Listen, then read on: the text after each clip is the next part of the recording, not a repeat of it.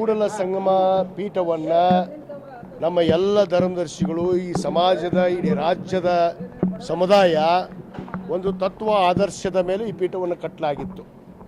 ಇವತ್ತವರೆಗೂ ನಾವೆಲ್ಲ ನಡೆದಿದ್ದು ಬಸವ ತತ್ವದ ಮೇಲೆ. ಯಾಕಂದರೆ ಪವಿತ್ರವಾದ ಅಣ್ಣ ಬಸವಣ್ಣನವರ ಐಕ್ಯ ಭೂಮಿಯಲ್ಲಿ ನಾವು ಮಠವನ್ನು ಮಾಡಿದ್ದೀವಿ. ಇದನ್ನು ಮಾಡುವಂಥ ಸಂದರ್ಭದಲ್ಲಿ ನಮ್ಮೆಲ್ಲ ಹಿರಿಯರು ಯಾವುದೇ ಪೂಜ್ಯರು ಬಂದರೂ ಕೂಡ ಅದು ಬಸವ ತತ್ವದ ಆಧಾರದ ಮೇಲೆ ಅವರು ನಡಿಬೇಕು, ಅವ್ರು ನಡೆ ಇರಬೇಕು, ನುಡಿ ಇರಬೇಕು, ಆ ತತ್ವವನ್ನು ಪಾಲನೆ ಮಾಡುವಂಥವರೇ ಬೇಕು ಅಂಥೇಳಿ ನಾವು ತತ್ವವನ್ನು ಅವ್ರನ್ನ ಬಸವ ಜಯಮೃತ್ಯುಂಜಯವ್ರನ್ನ ಇಲ್ಲಿ ಪೀಠಕ್ಕೆ ಕೂಡಿಸಿದ್ದು. ಅವರು ಅನೇಕ ಸಂದರ್ಭದಲ್ಲಿ ಇವತ್ತು ಏನು ಈ ತತ್ವವನ್ನು ಮತ್ತು ನಮ್ಮ ಪೀಠದ ನಮ್ಮ ಧರ್ಮದರ್ಶಿಗಳ ಏನು ಒಂದು ಸಲಹೆಗಳನ್ನು ಯಾವುದೇ ಕೇಳದೇ ಇರೋ ಕಾರಣಕ್ಕೆ ಅವರು ತಪ್ಪು ಹೆಜ್ಜೆಯನ್ನು ನಿರಂತರವಾಗಿ ಇಡ್ತಾ ಬರ್ತಾ ಇದ್ದಾರೆ. ಇವತ್ತಲ್ಲ, ಹಲವಾರು ವರ್ಷಗಳಿಂದ ನಡೆದಿದ್ದು. ಇದನ್ನೆಲ್ಲವನ್ನು ಗಮನಿಸಿ ಅವರು ಉತ್ತರ ಕರ್ನಾಟಕ ನ್ಯೂಸ್, ಇದು ಕನ್ನಡದ ಉಸಿರು.